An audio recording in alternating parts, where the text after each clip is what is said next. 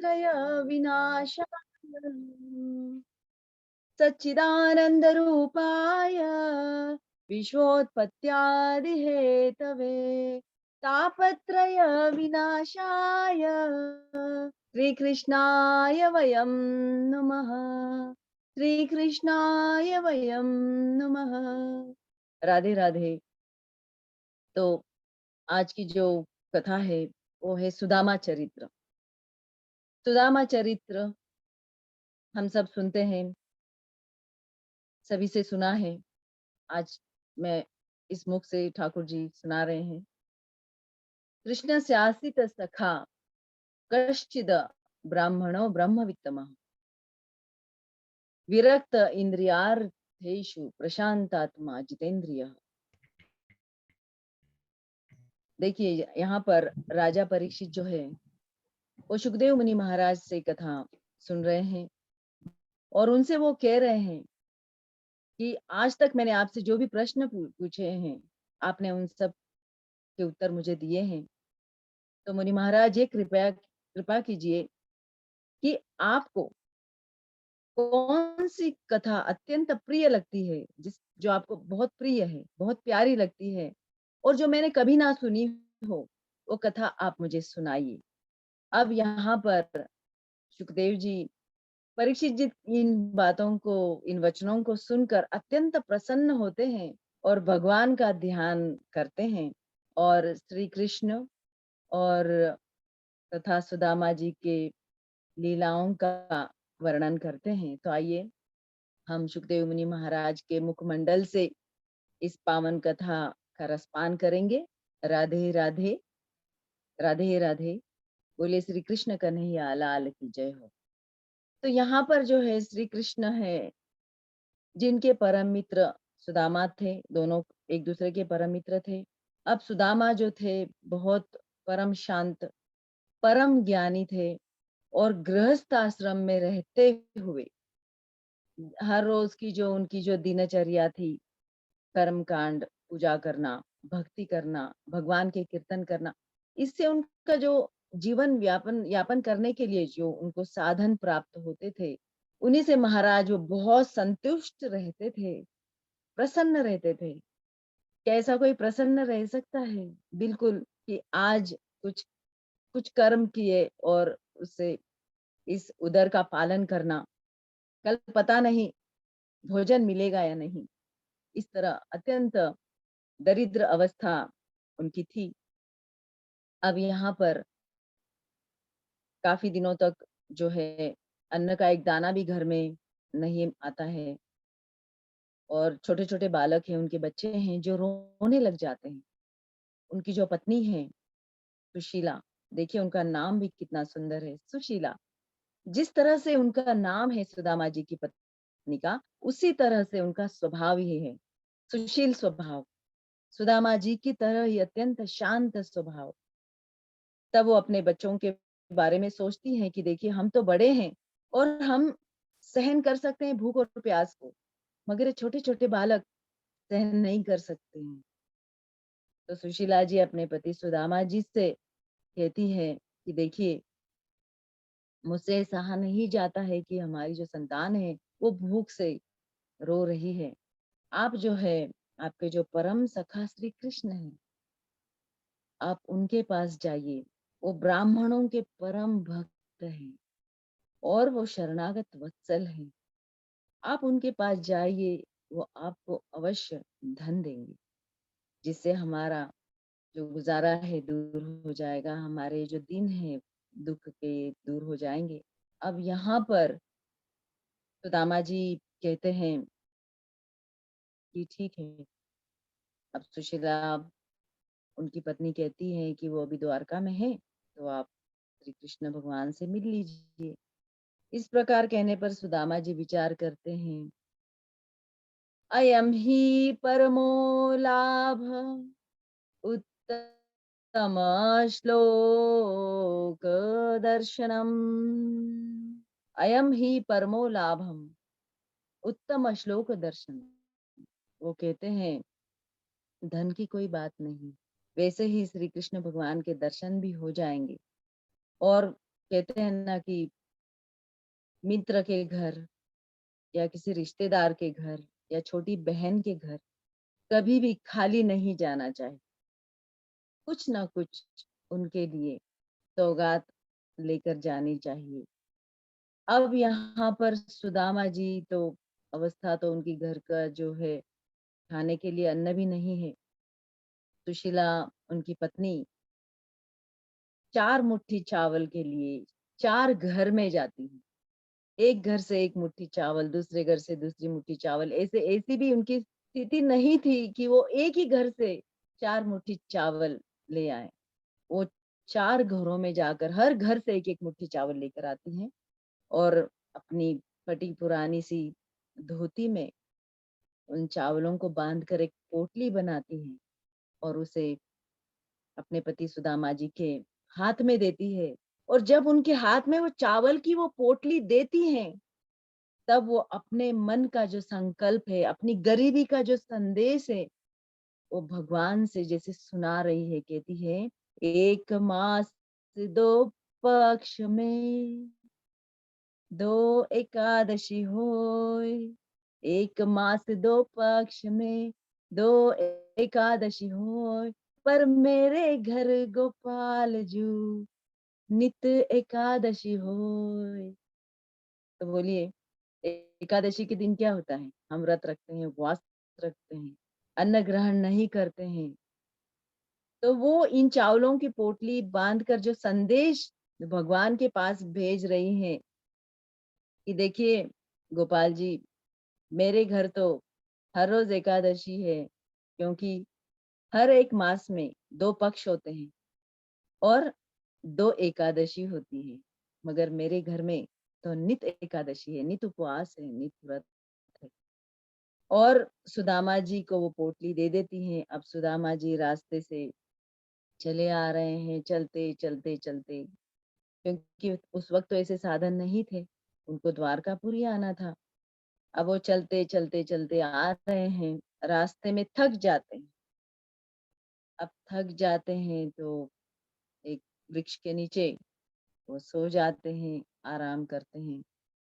अब यहाँ पर देखिए श्री कृष्ण तो भगवान है, वो सब उनको सब पता है, ये सब उनकी लीलाएं हैं। अब वो देखते हैं कि अरे ये तो सुदामा नगरी में आने वाले हैं। अब सुदामा हमारी नगरी में आने वाले हैं द्वारका में, और अब ये थके हुए हैं।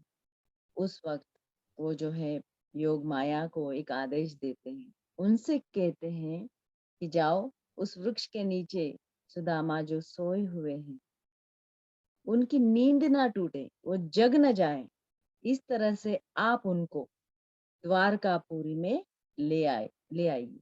अब योग माया ने श्री कृष्ण जी की इस आज्ञा का पालन करते हुए सुदामा जी को द्वारकापुरी ले आई।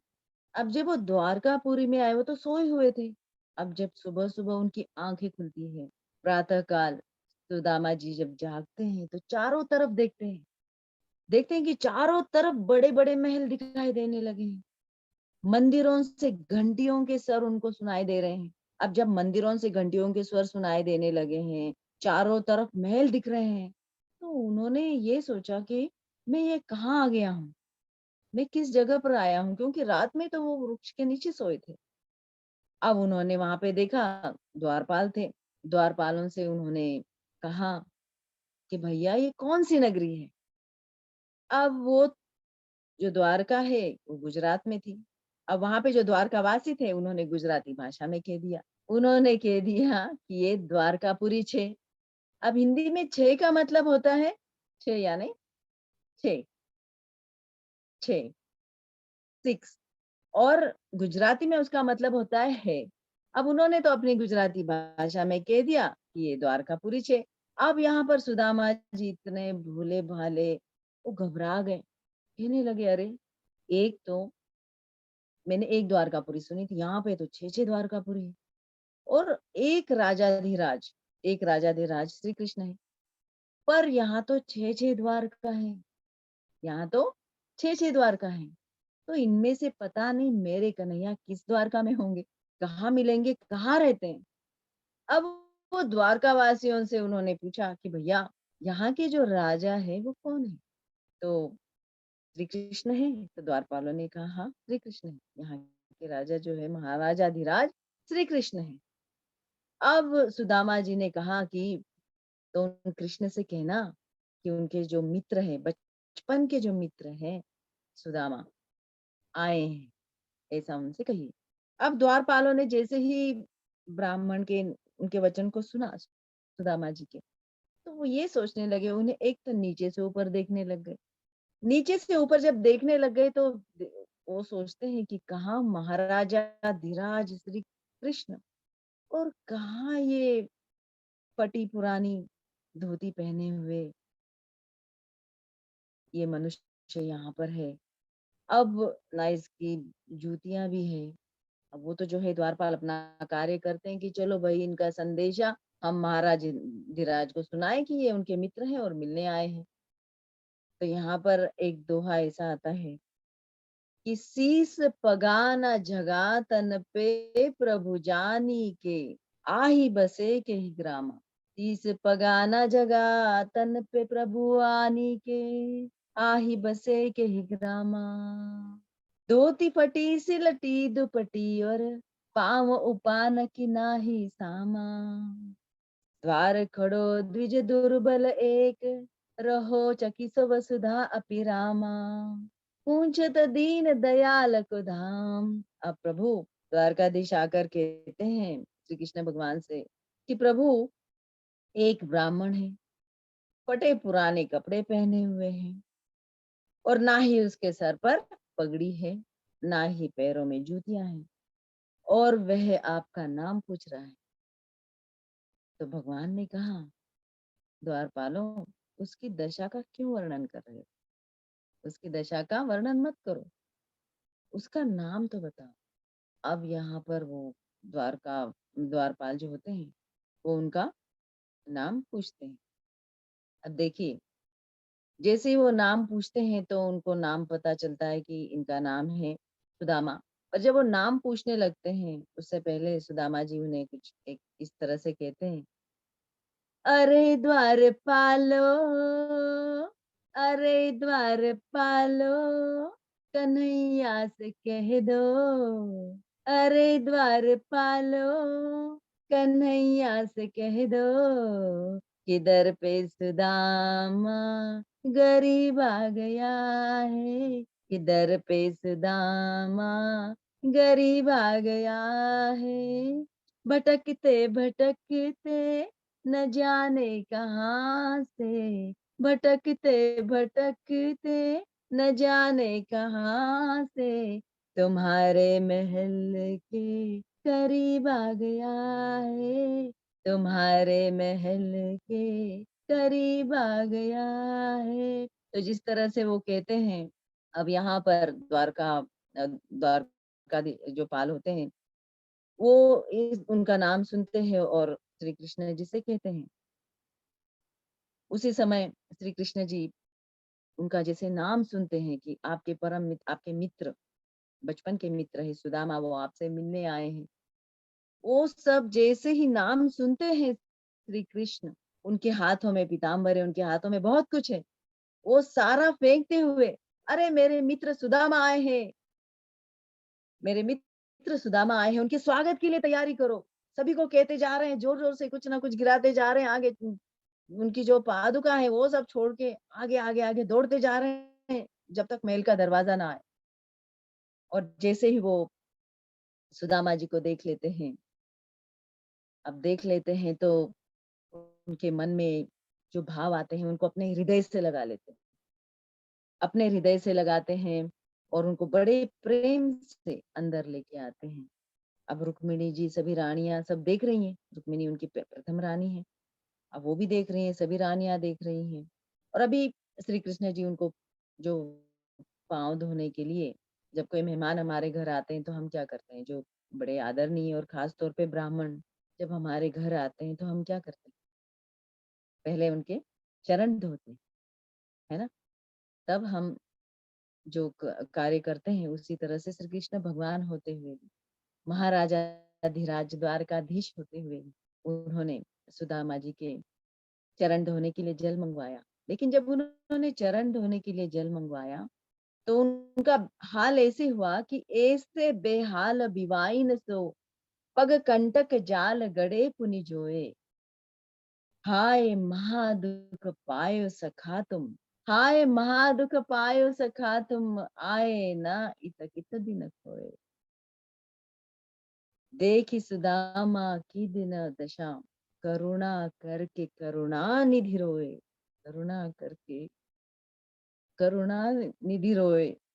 पानी परात को हाथ छुयो नहीं, नैनन के जल से पग धोए।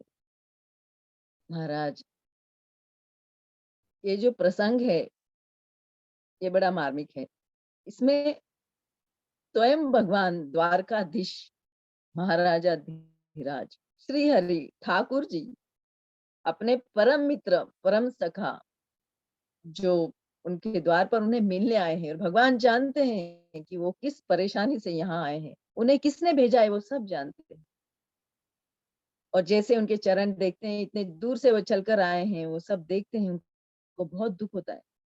और जहां तक पानी की परात और पानी आएगा जल धोने के लिए, उनके जल पांव धोने के लिए, श्री कृष्ण जी अपने अश्रुओं के, अपने नैनों के जल से ही, अश्रुओं से ही सुदामा जी के चरण को धो देते हैं।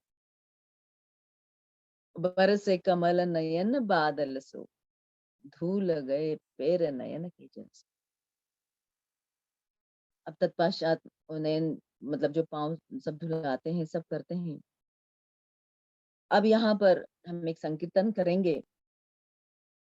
सुदामा जी जब आते हैं तब, देखो देखो ये गरीबी का हाल, कृष्ण के दर पे विश्वास लेके आया हूँ, मेरे बचपन का यार है मेरा श्याम।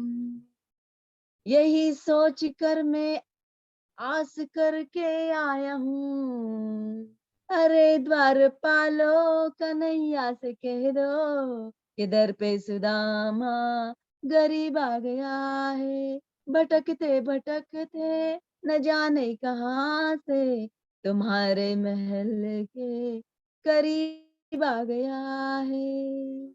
न सर पे है पगड़ी ना तन पे है जामा, बता दो कन्हैया को नाम है सुदामा। न सर पे है पगड़ी ना तन पे है जामा, बता दो कन्हैया को नाम है सुदामा।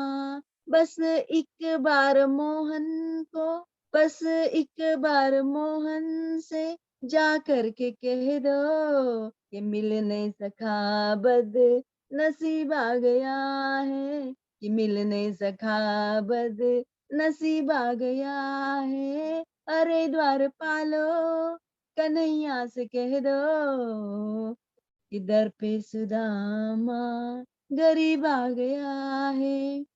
सुनते ही दौड़े चले आए मोहन, लगाया गले से सुदामा को मोहन। हाँ, सुनते ही दौड़े चले आए मोहन, लगाया गले से सुदामा को मोहन। हुआ रुक्मणी को बहुत ही अचंभा, ये मेहमान कैसा अजीब आ गया है, ये मेहमान कैसा अजीब आ गया है।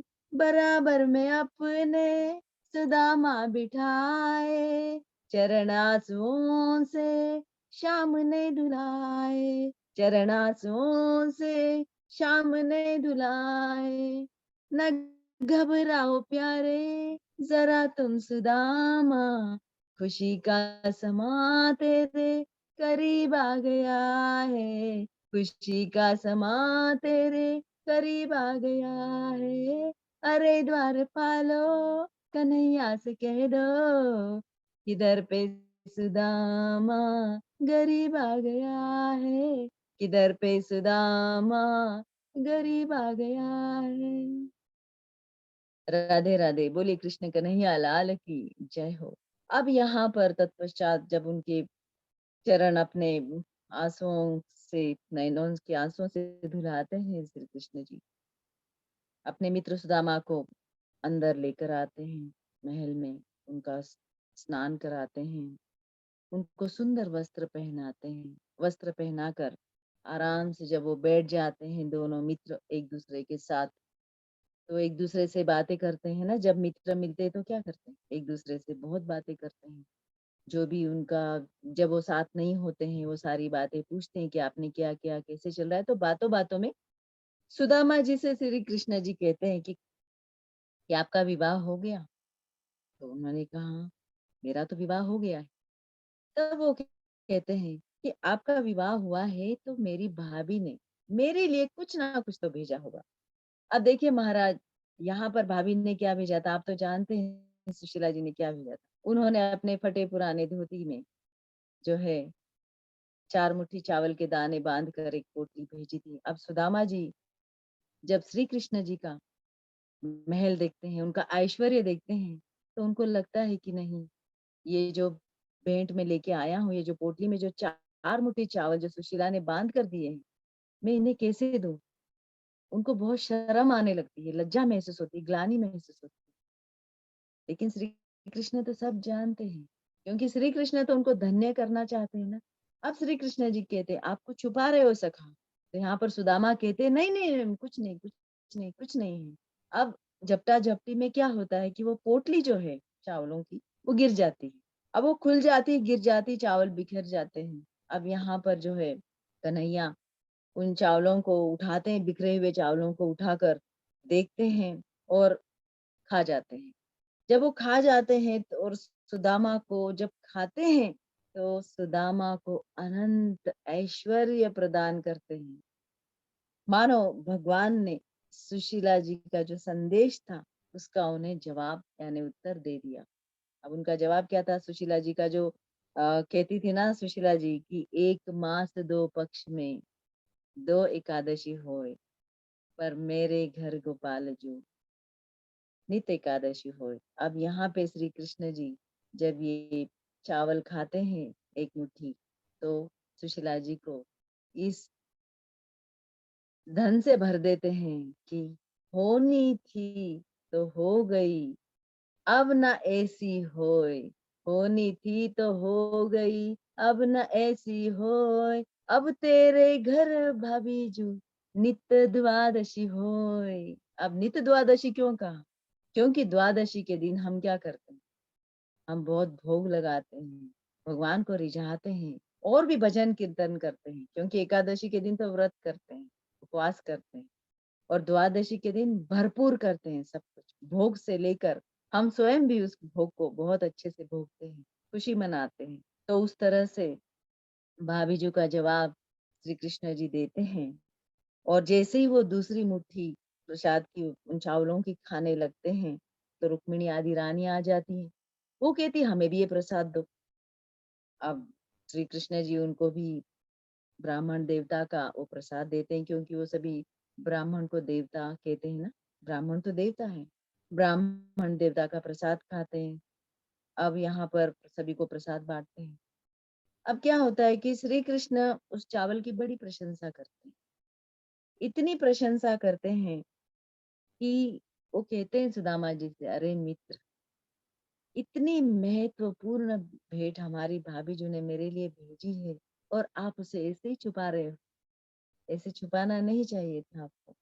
तो एक मुट्ठी चावल खाकर सुदामा जी को श्री कृष्ण जी ने जैसे अत्यंत धन और ऐश्वर्य प्रदान कर दिया हो। अब यहाँ पर बातचीत होती रहती है। अब सुदामा जी बात बात में उनसे कहते हैं कि अरे श्री कृष्ण, तुम्हारा विवाह हुआ क्या नहीं? अब यहाँ पर श्री कृष्ण कहते हैं, हाँ, मेरा विवाह हुआ है। तो फिर कहते बुलाइए, अपनी रानियों को बुलाते हैं। अब ब्राह्मण देवता है तो आशीर्वाद देंगे। अब यहाँ पर रुक्मिणी जी जो है वो प्रथम रानी है, प्रथम रानी, और उनके साथ में और भी दूसरी रानियां, तो ये 8 रानियां पहले आती हैं सुदामा जी से आशीर्वाद लेने के लिए। अब सुदामा जी उनको आशीर्वाद देते हैं, सौभाग्यवती भव, अखंड सौभाग्यवती भव, आयुष्मान भव। अब फिर 100 रानियां आती हैं। अब उनको भी जो आशीर्वाद है वो बदल कर देते हैं। आयुष्मान भव, अखंड सौभाग्यवती भव, सौभाग्यवती भव। अब 8 रानियां पहले आई, फिर 100 आई, अब फिर 500 रानियां आती है। अब कुछ भी करके अदल बदल के और भी उनको आशीर्वाद सुदामा जी दे देते हैं। अब फिर 1000 रानियां आ जाती हैं। अब जब 1000 रानियां आ जाती हैं तो सुदामा जी देखते रह जाते हैं। अब 1000 रानियों को भाई कैसे आशीर्वाद दे दे? 500 रानियों तक तो ठीक था कि अदल बदल कर आशीर्वाद दे दिए। अब वो कहते हैं श्री कृष्ण जी से, अरे ऐसी कितनी रानियां हैं? अब कितनी रानियां हैं? तब कन्हैया श्री कृष्ण जी मुस्कुराते हुए कहते हैं, मित्र, पूरी 16,108 रानियां हैं। अब सुदामा बोले, मित्र, तब तो आप सभी को एक साथ बुला लीजिए और हम सभी को एक साथ आशीर्वाद देंगे। सभी रानियां एक साथ आ गई। ये सभी को सुदामा जी आशीर्वाद देते हैं, सबको आशीर्वाद दिया। अब रात्रि होती है तो शयन कक्ष में जाते हैं, वहां पर विश्राम करते हैं। विश्राम करने के बाद जब वो करते रहते हैं, उस समय श्री कृष्ण जी विश्वकर्मा का आह्वान करते हैं और विश्वकर्मा वहां पे प्रकट होते हैं। तो विश्वकर्मा को श्री कृष्ण जी एक आदेश देते हैं कि हे विश्वकर्मा, जिस तरह से तुमने एक ही रात्रि में द्वारकापुरी का निर्माण किया था, उसी तरह से इस एक रात्रि में सुदामापुरी का निर्माण जाकर करो। अब विश्वकर्मा जाते हैं और सुदामापुरी का निर्माण करते हैं।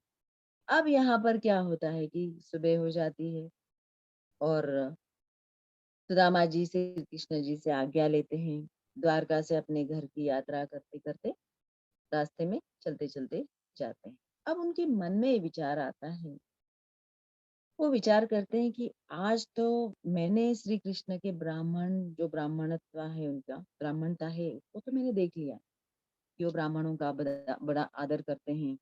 कहाँ मैं पापी हूँ, दरिद्र हूँ, पर ब्राह्मण हूँ। कहाँ वो लक्ष्मी के एकमात्र आश्रय श्री कृष्ण, उन्होंने मुझे हृदय से लगा लिया। क्वाहम दरिद्रः पापियान्, क्व कृष्णः श्रीनिकेतन, ब्रह्म बंधुरिति स्माहम्, बाहुभ्याम परिरंभित। तो इसी तरह से वो कहते हैं कि कहाँ तो मैं पापी हूँ और दरिद्र ब्राह्मण हूँ, और कहाँ लक्ष्मी के एकमात्र आश्रय श्री कृष्ण। मैं ब्राह्मण हूँ इसीलिए उन्होंने मुझे हृदय से लगा लिया। वह तो संसार के एकमात्र पालन करता और श्री हरि नारायण है। ऐसा विचार करते करते और वो सोचते हैं, वो कहते हैं कि अरे उन्होंने मुझे धन इसलिए नहीं दिया क्योंकि अगर वो मैं धन प्राप्त करता तो मैं भगवान को भूल जाता, इसीलिए उन्होंने मुझे धन नहीं दिया। क्योंकि अगर मैं धन प्राप्त करता तो ऐश्वर्य में मुझे अभिमान आ जाता, क्योंकि सब जानते हैं ना कि जब ऐश्वर्य आता है तो क्या होता है, अभिमान आता है, अहंकार आता है। हम चाहे कितना भी मना करें कि नहीं, हमें जब ऐश्वर्य मिलेगा तब हम अहंकार नहीं करेंगे। लेकिन जहां जहां ऐश्वर्य होता है वहां अहंकार यानी योग माया जो है, मोह माया जो है, वो आपकी परीक्षा लेने के लिए आती है। अब यहाँ पर वो इसी तरह से विचार करते करते सुदामा जी बहुत सुंदर विचार करते हुए, बड़े प्रसन्न होते हुए, देखिए इसमें कितनी संतुष्टता से वो जा रहे हैं। वो ये नहीं सोच रहे हैं कदाचित भी कि मुझे मेरे मित्र ने कुछ नहीं दिया, पर वो ये सकारात्मकता दिखा रहे हैं कि मेरे मित्र इतने महान हैं, वो साक्षात लक्ष्मीपति हैं, श्री नारायण हैं। उन्होंने मुझे अपने हृदय से लगाया। मैं पापी हूँ, दरिद्र हूँ, गरीब हूँ, और मुझे उन्होंने ऐश्वर्य इसलिए नहीं प्रदान किया ताकि मैं ऐश्वर्य में मुझे अहंकार ना आ जाए, मैं भक्ति ना भूल जाऊं, मैं भगवान को ना भूल जाऊं। इस संतुष्टता के साथ वो चलते चलते चलते यहाँ पर लौटते हैं अपने नगरी में। अब देखते हैं तो वहां पर बड़े बड़े महल दिखाई दे रहे हैं, इनकी झोपड़ी कहीं नजर नहीं आ रही है। अब कहते हैं अरे मेरी झोपड़ी तो कहीं नजर नहीं आ रही है।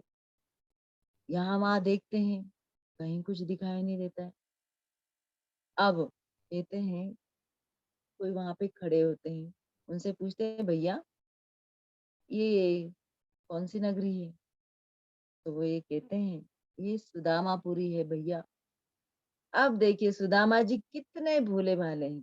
सुदामापुरी है क्योंकि उनका नाम भी सुदामा है, और पुरी का नाम भी सुदामापुरी है, उस नगर का नाम भी सुदामापुरी है।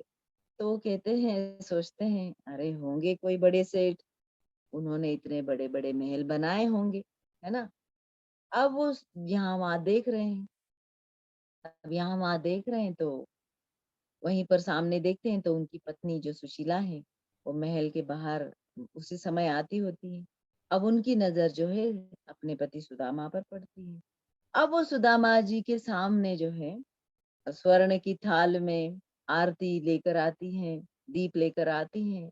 तो सुदामा जी देखते अरे अरे अरे अरे ये क्या हो रहा है, आप कौन है? क्योंकि वो घूंघट में होती है, और वो देखते हैं कि भाई मेरे मुझे तो इनसे कोई पहचान नहीं है। तो वो कहते हैं आप कौन है? तो वो कहती मैं आपकी पत्नी सुशीला हूँ। तब वो कहते हैं अच्छा, तो ये सब कैसे हुआ? तब वो कहती है कि ये सब तो श्री कृष्ण जी की लीला है, उनकी कृपा से हुआ है। यहाँ पर देखिए महाराज, एक बात हम कहेंगे कि जब संसार देता है, देखिए जब संसार देता है तो दिखाकर और छपाकर देता है। जब संसार देता है तो दिखाकर और छपाकर देता है, लेकिन जब भगवान देते हैं तो छुपा कर देते हैं, है ना। संसार में क्या होता है, अगर हम किसी को कोई दान भी करते हैं तो क्या करते हैं, उसकी रसीद लेते हैं, है ना, और सभी को बताते हैं कि हमने दान दिया, देखो ये रसीद है। कभी कभी पेपर में भी छपाते हैं इन्होंने इतना डोनेशन किया, इतना दान दिया है। कहीं कहीं किसी मंदिर में, किसी आश्रम में, धर्मशालाओं में क्या होता है, सामने ही एक बोर्ड लगा हुआ होता है और उसी में सभी जो दानदाता हैं उनके नाम लिखे जाते हैं, और जो उन्होंने रुपए दिए होते हैं वो भी वहां पे लिखा जाता है। तो यहाँ पर देखिए ये कितनी दिल को मतलब छू लेने वाली बात है कि जब भगवान देते हैं तो छुपा कर देते हैं, लेकिन इंसान जब देते हैं तो उसको दिखाकर और छिपा छपा कर देते हैं। तो महाराज इस तरह से विरक्त भाव से फिर सुदामा जी ने भोगों को भोगा, और भगवान के भक्ति में भजन करते करते उन्होंने भगवान को प्राप्त कर लिया। तो इस तरह से ये सुदामा जी और कृष्ण जी की लीला थी। इनकी परम मित्रता का वर्णन इसमें किया गया है। अब यहाँ पर ये कहना चाहेंगे कि जो कथा हमने सुनी है, जो हम सुन रहे थे, इसमें ये बात गुप्त है इस कथा में कि जो कर्म हम करते हैं हमको उसका फल भुगतना ही पड़ता है, चाहे हम भगवान के परम मित्र क्यों ना हो। अब देखिए सबको ये पता होगा कि श्री कृष्ण और सुदामा जी, इनकी जो मित्रता हुई थी, इनके जो परिचय हुआ था, वो हुआ था गुरुकुल में। अब गुरुकुल में जब सुदामा जी और श्री कृष्ण जी को जब अन्न खत्म हो जाता है, उनको भूख लगती है, तो वहां की जो माता है उनसे वो जाकर पूछते हैं, जो अन्न बनाती है, उसका तो उनसे कहते हैं कि हमें भूख लगी है। तो वो कहती है आप जंगल से लकड़ी ले आओ, वन से लकड़ी ले आओ, तब तक मैं अन्न बनाने का प्रयोजन करती हूँ। अब यहाँ पर जब लकड़ी लेने के लिए जाते हैं, सूखी लकड़ी लेने जाते हैं, क्योंकि यहाँ पे सूखी लकड़ी नहीं होती है, तो सूखी लकड़ी जब लेने जाते हैं तो वहां पे घनघोर बरसात होती रहती है, मूसलाधार बरसात होती रहती है। अब उससे बचने के लिए क्या होता है, सभी जानते हैं कि सुदामा जी और श्री कृष्ण जी जो है वो एक पेड़ पर, एक वृक्ष पर, उसकी डाली के नीचे खड़े हो जाते हैं, डाली के ऊपर और एक डाली के नीचे खड़े हो जाते हैं उस वृक्ष पर। अब जब ये वहां से गुरुकुल से निकले हुए होते हैं, इनको जब भूख लगी हुई होती है, तो जो वहां की गुरु माता होती है, जो इनका अन्न का प्रबंध करती है, वो इनको उस समय एक पोटली में थोड़े से चने दे देती है कि अगर आप वन में लकड़ी लेने जाओगे तो भूख लग जाएगी तो आप खा लेना। दोनों का हिस्सा उनको दिया रहता है। अब यहाँ पर जब ये दोनों वृक्ष की टहनी पर खड़े हैं, वहां पे बरसात आ रही है और इसी समय क्या हो रहा है कि सुदामा जी को भूख लग रही है। वो क्या करते हैं, उनको याद आता है कि छोटी सी पोटली में गुरुकुल से खाने के लिए कुछ दिया हुआ है। अब वो क्या करते हैं कि थोड़े चने खाते हैं, एक चना दो चना ऐसे धीरे धीरे करके खाते हैं, सोचते हैं, अरे आधा तो श्री कृष्ण जी के लिए। अब श्री कृष्ण जी नीचे खड़े रहते हैं और ये उनके ऊपर की इसमें है। अब यहाँ पर क्या होता है कि उनकी चना खाने की उनको आवाज आती, कटम कटम। अब श्री कृष्ण जी पूछते हैं कि आवाज कहाँ से आ रही है। तो यहाँ पर सुदामा जी कहते हैं कि ये मेरे ठंड से मेरे दांत कड़कड़ा रहे हैं, इसीलिए आवाज आ रही। अब सुदामा जी चाहते हैं कि ये थोड़ा हिस्सा जो है श्री कृष्ण जी के लिए भी रख दूं, मगर उनको इतनी भूख लगती जा रही है, एक माया होती है ना, कि वो भूख लग रही है तो खा रहे हैं, अंत में वो सारे के सारे चने खा लेते हैं। अब जो उन्होंने किसी और का हिस्सा खाया, चाहे वो भगवान श्री कृष्ण हो या कोई भी हो, उन्होंने उनका हिस्सा खाया है, तब क्या हुआ, उनका हक खाया है, तो क्या होता है, उनको ये गरीबी और ये दरिद्रता फल स्वरूप भोगनी पड़ी। तो इसीलिए कहते हैं कि कभी भी किसी का हक नहीं खाना चाहिए, किसी का अधिकार नहीं खाना चाहिए, किसी के पैसों की चोरी नहीं करनी चाहिए। अगर हम करेंगे तो हमको किसी ना किसी रूप में वो भुगतना जरूर पड़ेगा। तो इस कथा से हमने ये सीखा है कि श्री कृष्ण भगवान जो है, जो ठाकुर जी हैं, इतने दयालु हैं। वो हम सब के अंतर्मन को जानते हैं, पहचानते हैं और हमारी सदैव रक्षा करते हैं। हमारे लिए हमेशा तत्पर रहते हैं, पर हमें विश्वास होना चाहिए। क्योंकि देखिए यहाँ पर जब सुदामा जी अपने कृष्ण, अपने दोस्त, अपने मित्र से मिलकर जब घर लौटते रहते हैं, तब भी वो रास्ते में कितने सुंदर विचार करते हैं। वरना अगर आज का इंसान होता तो क्या कहता, अरे मित्र तो ऐसा है, देखो गए थे, अब हम तो दिखाई दिए नहीं उनको, हम तो गरीब हैं। फिर भी उन्होंने क्या किया, अपना बड़प्पन दिखा दिया और हमें कुछ दिया नहीं, खाली हाथ भेज दिया। ऐसे कैसे मित्र है ना, ऐसा सोचते। भले ही उस मित्र ने भले ही उस मित्र ने कहीं और से अपने दूसरे मित्रों को इनके घर में भेजकर इनके घर में जो भी ऐश्वर्य प्रदान करना है वो दे दिया होगा, वो बंदोबस्त भी कर चुके होंगे। लेकिन फिर भी जब ये अपने मित्र के घर से निकल रहे हैं तो क्या सोचते हैं, नहीं, मेरे मित्र जो है महाराजा धीराज हैं, वो कौन है, वो श्री लक्ष्मीपति है, और मैं दरिद्र पापी ब्राह्मण हूँ। फिर भी उन्होंने मुझे अपने गले से लगाया और मुझे इसीलिए धन नहीं दिया ताकि मैं भगवान को ना भूल जाऊं, भक्ति को ना भूल जाऊं। तो महाराज कहते हैं जब धन आता है तो हम सब भूल जाते हैं, ऐश्वर्य आता है तो हमारे में बहुत सारी अलग अलग आदतें आने लग जाती है, नजाकतें आने लग जाती हैं, और हम फिर जिस मार्ग में होते हैं वहां पे आगे नहीं बढ़ पाते हैं। तो सबसे यही निवेदन है कि देखिए ठाकुर जी जो भी लीलाएं की है, श्रीमद् भागवत कथा माना श्री कृष्ण भगवान की, ठाकुर जी की जीवन चरित्र है। उन्होंने जो जीवन जिया है उससे हमको हर एक कथा में एक उद्देश्य उन्होंने दिया है जीवन जीने का। इसीलिए कहते हैं ना, जब भी कोई परेशानी हो तो तब क्या करते हैं, भागवत कथा सुनते हैं, उसे पढ़ते हैं, क्योंकि सबको अपने जीवन में जीने के लिए कहीं ना कहीं उस जगह में उनको अपने उत्तर मिलते हैं कि हमको कैसे जीना चाहिए। तो महाराज आज हम कथा यहीं पर समाप्त करते हैं, और समाप्त करते हुए यही एक संकीर्तन करते हैं कि राधे राधे राधे गोविंद राधे, राधे राधे राधे गोविंद राधे।